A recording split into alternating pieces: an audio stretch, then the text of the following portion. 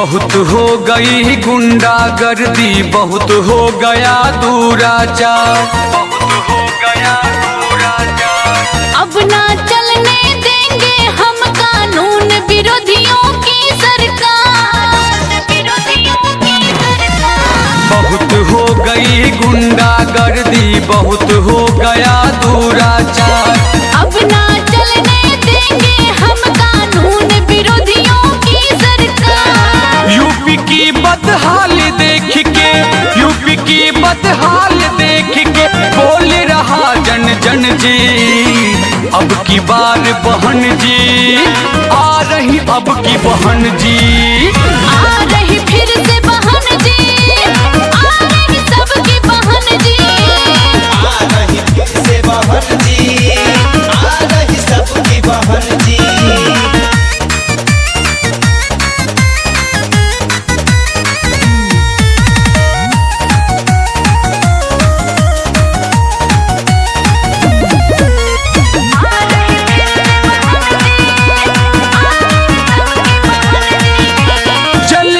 अब ना कोई मनीषा दिखेगा अब कानून का तेवर, दिखेगा अब कानून का तेवर। जुल्म करने से पहले थर थर कांप उठेंगे सारे सेंगर, कांप उठेंगे सारे सेंगर। जलेगी अब ना कोई मनीषा दिखेगा अब कानून का तेवर। जुल्म करने से पहले थर थर कांप उठेंगे सारे सेंगर।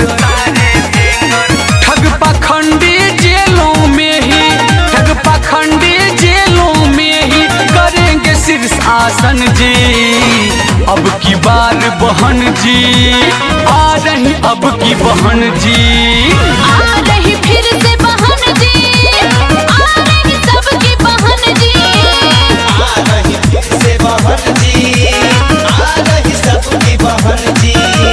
आ रही फिर से बहन जी, आ रही सबकी बहन जी।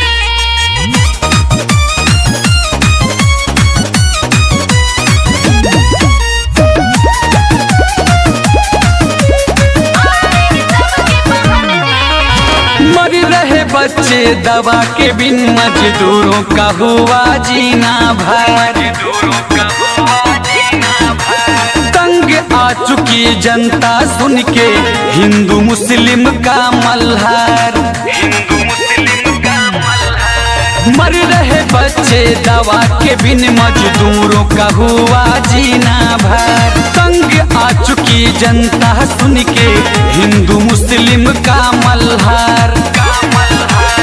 नफरत की इस गंदी नीति को, नफरत की इस गंदी नीति को फिर से ओढ़ाने कफन जी, आ रही अब की बहन जी, आ रही अब की बहन जी हो। आ रही फिर से बहन जी, आ रही सबकी बहन जी, आ रही फिर से बहन जी, आ रही सबकी बहन जी।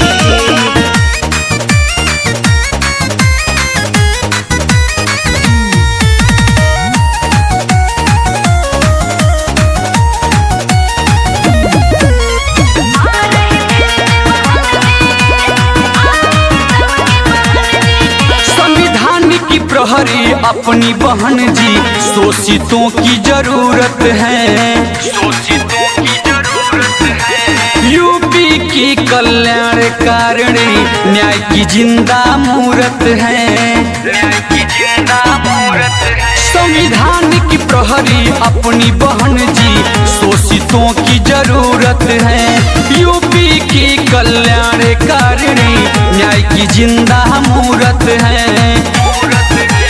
आयरन लेडी का चंदन, आयरन लेडी का चंदन यूपी में फिर वेलकम जी, आ रही अब की बहन जी, आ रही अब की बहन जी हो। आ रही फिर से बहन जी, आ रही सबकी बहन जी, आ रही फिर से बहन जी,